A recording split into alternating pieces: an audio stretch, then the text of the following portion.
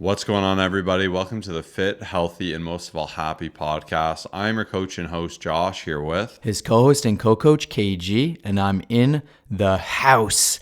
And today we're going to be talking to you about how to get in the best shape of your life, but also maintain that. And there's a number of different things that inspired this episode. The first thing is that when I do pull the stats of America, it could be different where you are in the world, but I'd say a lot of places in the world are similar to this. There is a large number of people who just aren't in shape. They're not feeling their best. I'd even go as far to say 60 to 70% of people are either obese and overweight, which is quite a high statistic. And the industry is very, very saturated, obviously, even with the amount of money that's being spent on healthcare, and just even in general, like the fitness industry is a multi-billion-dollar industry, but nothing seems to get better. So what I want to talk about here with Josh is just different ways and different things to approach your journey, because I really want you to all feel your absolute best. Like, I want you to be able to, simply put, get in the best shape of your life. Whether you've been in the best shape and you're trying to get back to it, you're looking back to those college days where you were jacked, you're a football player and you want to get back into sub 200 pounds, or you're a woman who had a kid and you just want to get back to that. These are all things that will 100% help you out.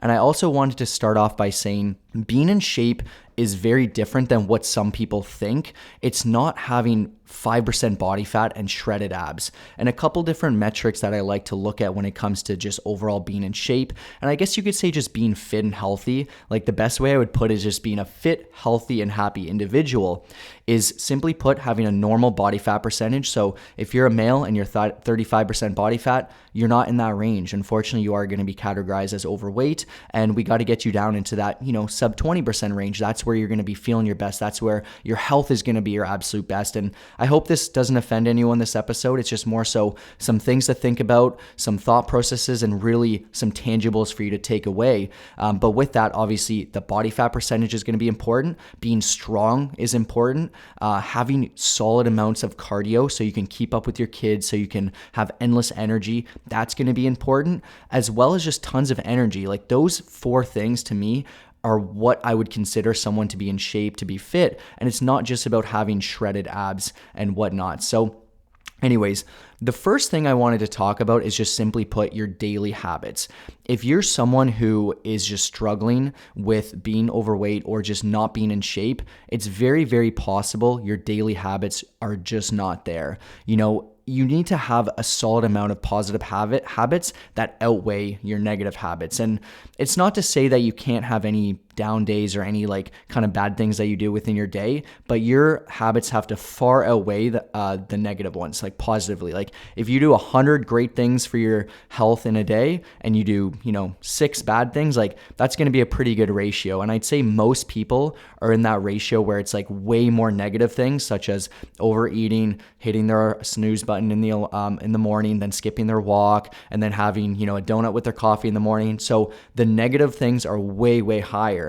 And if you can really focus on each day, how can I implement a positive thing, and even just keep a small checklist or a tally or even a mental checklist, you will start to notice some incredible things. And starting from the morning, such as, okay, I got up when my alarm went off. Awesome. I had a great glass of water. Amazing. There's 2 things already. You go for your morning walk that you said you were going to go on. There's 3. You end up, after doing some work, you have a high protein breakfast. There's 4. So you're already at 4-0, and you're starting to build up some incredible things. Whereas, once again, a lot of people who aren't in shape, they wake up, they lay in bed, they scroll their phone for a little bit, they kind of snooze a little bit, they'll end up missing that walk because they ran out of time. And this is what's going to make the biggest difference. Straight up, when you keep a tally, you have 78 positive things you did in the day. It makes such a big difference on your journey. And you have to pay attention to these things, though, because a lot of people just go about the day not realizing how many bad and negative things they've done. And I don't want to sound negative here, but it's just crazy how many things compound. And then you wonder why am I not feeling my best? Why am I not in shape? So honestly, simply put, my biggest thing here is focus on those habits, build them up. Even if it's every day you just add in one more thing for the next little while, you're going to be in such a different spot. And that alone can absolutely change your life and get you in better shape. Yeah, in terms of those habits, if you're upping your habits and increasing your output and wanting to get in better shape, a big thing that I think people don't taken in mind is they'll want to get better shape. They'll set that goal. They'll believe they can do it, but they won't change their actions at all. So it's really important to understand that to get somewhere you've never been, you need to do something you've never done. So you're going to need to push yourself in different areas of your life, whether it be by being more disciplined with your self-care, improving your output in terms of how hard you're working in the gym, having more activity, eating better food, maintaining and controlling your calories, narrowing in on the quality of what you're eating. So obviously being hyper-focused on macronutrients and understanding what protein does and its role in muscle building, like challenging your mindset with growth, with reading, like all these things will help you push to that next level. But to get to that next level, it will take more effort than you are at now.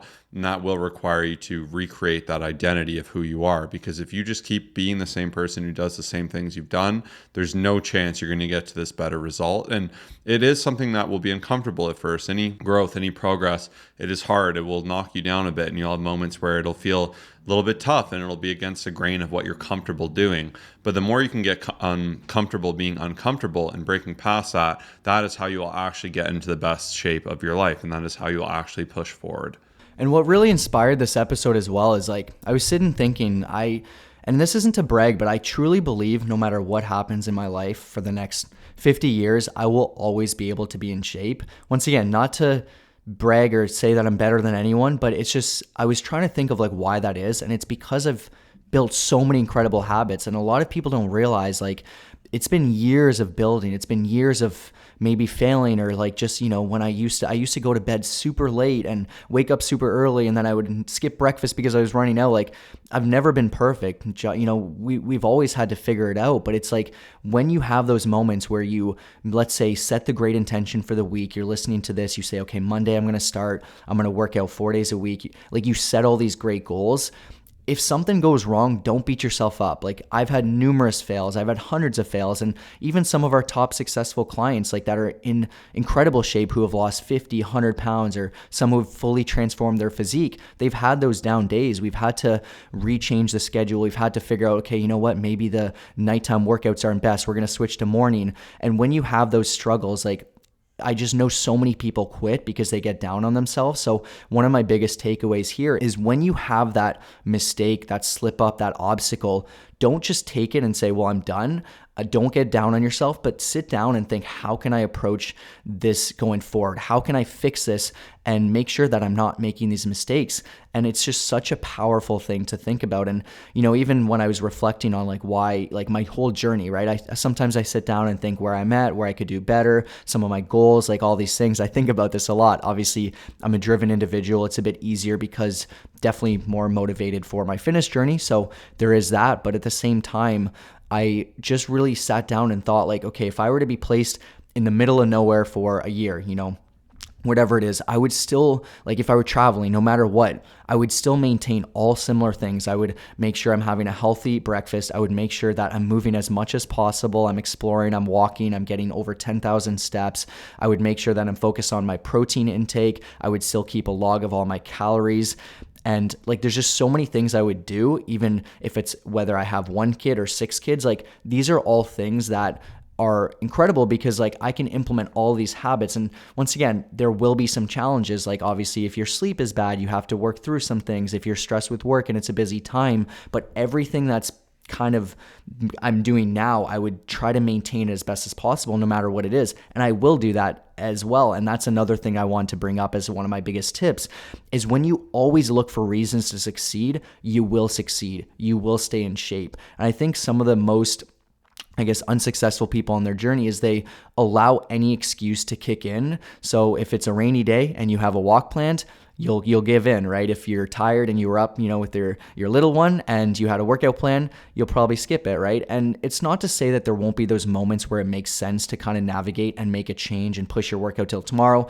But I find that when you're always looking for excuses, you will find them. And even something Josh and myself are so big on is just always finding a way to succeed. Even our podcasting, it's like when we have to get it done, if there's a trip going on, if there's something that we need to navigate or someone's sick or whatever, we don't just ask like, should we podcast this week? It's like, what day are we going to do it? How are we going to figure this out? And when you approach your fitness journey at that level of intensity with those questions, you'll always find a way to succeed. You'll never be able to fail. And I think it's just so important because, there will always be excuses, like, anything kid related, anything work related. Like if you were to sit down and try to justify it, you'll always find a way to justify it. But I find the most successful people, the ones who are always in shape, the ones who are always feeling their best, they're looking for those reasons to be like, you know what? I was up in the morning, I couldn't get it done here, but here's where I did it. And even though it wasn't perfect, it was to a lesser degree. And that's what's going to help them maintain those habits and that consistency.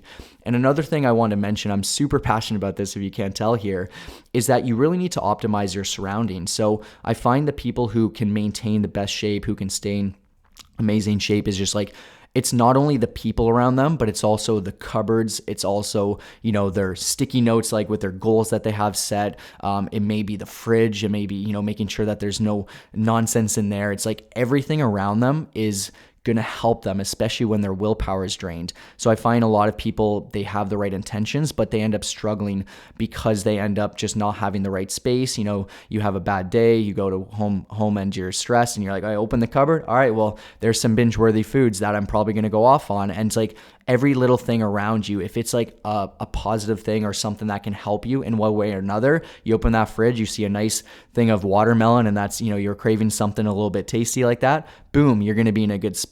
Whereas obviously if you fill it up with something not so great, you're going to end up just going overboard, and it's just going to happen over and over and over again. So optimizing your space, optimizing your surroundings, the people around you, it makes such a big difference on your journey.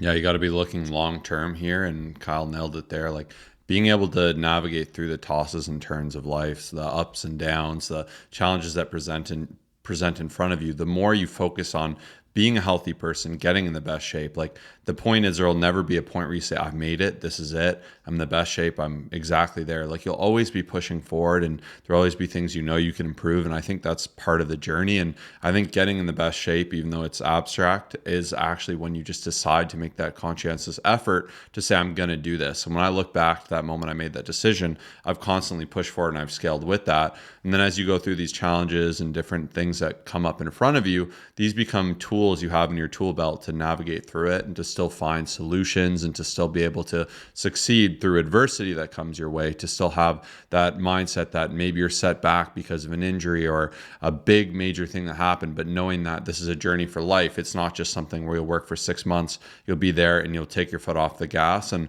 I think that's where most people go wrong and they fail, is they'll do well for a period of time, but they won't zoom out and look at this for what it is, which is a lifelong journey where we aim to do better, to make fitness fit into our life and be part of our life story rather than just to fit in with it, because that's where it's not going to go well. And it's especially not going to go well if you do it on top of everything else. But the more you can have that long-term mindset, be consistent with it, stay consistent with it, succeed through those adversities, like Kyle said, like that is another massive tip. Yeah, I think a lot of people do also struggle because they don't have those set goals in front of them. So something I've done similar to Josh over the last 10 plus years that's kept us going and fired up is just like setting those different goals. And I think it can be very demotivating if you're on your journey and like, let's say you have your kid and you kind of start to get a little comfortable and you didn't really have a goal associated afterwards. You're kind of just like, oh, let's enjoy it and that's fine and whatnot. But I think when you have not only that, like I'm going to be the best parent as possible, I'm going to be present, I'm going to do this, I'm going to do all this great stuff. But then you also have your own separate things such as, hey, I'm going to lose 20 pounds here. I'm going to get in this shape by this date or else. And you have these things associated with that. Like it's so powerful. And I think most people lose touch on different goals because even if you're an athlete, like I know so many people struggle because they've done all that. They've set goals to go D1. They, try to become a football player and some sort of amazing athlete. And then they lose touch of that because they just get comfortable. And I find what's worked best for us has always been doing different things. We've done 4 powerlifting meets first place. We've done a physique show. We're doing a DEXA scan. Yesterday I'm in the gym. I'm trying to build up my legs. Josh is like, DEXA scan in November. I'm like, all right, let's toss on some more weight. And the point is that when you have different things to strive for, whether you want to become a CrossFit athlete and try to do Murph at a faster time, and that's something you want to do, it gives you that push and that motivation. But it's been absolutely incredible. And that's where I truly believe, obviously having, a bit of drive towards fitness definitely helps. But even if you don't, nobody likes losing. Nobody likes failing. When you set these things, whether it's a challenge with a friend, like these things help you in so many different ways. Even if you're not as challenge oriented, I do believe it can help. And that kind of brings me into my biggest and last point is like, I had mentioned your surroundings, but I truly believe that one of the biggest things for me is like having the right surroundings around me. And I'll bring up Josh as an example. Like yesterday, he was mentioning, man, in January, we're going to get back to rock climbing. I'm like, awesome. Like, I'm looking forward to it. And it just got me thinking about how important it is to have those people around you who are not just your drinking buddies, right? I know even like if I were hanging out with those friends from high school who I used to drink with, who I used to, that's all we would do. Like, I would not have this level of conviction in being able to be in shape because I know that that's all I would probably be doing, and I would be in a completely different space of life. I probably wouldn't have this podcast. I probably wouldn't be educating you here, but I know that, when Josh and I hang out multiple times a week, we're going to do something active. When we go get lunch, it's going to be a healthy bowl, or we're going to do some amazing health related things. And when you have those people around you, it's so I wouldn't say impossible, but it's so hard to not be in shape. And if your entire friend group is just out of shape, they drink, they party, that's all they want to do. It's not to say that you can't go out and enjoy yourself, but likely you're not going to be in the best shape. You're going to always feel hungover. You're going to feel your worst. You're going to end up stacking on the pounds way quicker than you thought possible, or you won't be able to get them off because of that. And so I really, really recommend getting around a good group of people. And even if you love your friends, like that's totally awesome. That's no problem. But find different people you can do other stuff with, that you can go for a hike with, you can go for a bike ride with, you can go out for a nice healthy meal and they don't judge you, and you can take a couple months off drinking and focus on yourself, and there's nobody behind there just like making fun, like, oh, look at this person. So I really, really recommend that. The best place to look is honestly people around the gym. Like there's so many incredible people I've been able to meet, I've been able to network with, and I think it can definitely help. And I also wanted to leave you with a free fat loss guide. I know I have a lot I've spilled here. I haven't even talked into stress management, sleep, keeping track of your calories, the right amount of water. Like there's so much I'd like to cover here, but I don't want to turn this into a 2-hour long episode. So first link down below, it is a free guide. It's comprehensive. It's 33 pages. I spent weeks putting it together. I had an editor put it together to make it pretty. There's no strings attached. Just get that down below, and I really hope you enjoy that, because I do believe if you read it, you implement, it can change your life. You'll be in the best shape possible. And do you have anything else to add here? That's it. Thank you so much for tuning in. Do it. Get out there, do the hard work, and we look forward to seeing you succeed. And definitely be sure to get that free fat loss guide, because that is going to get you started.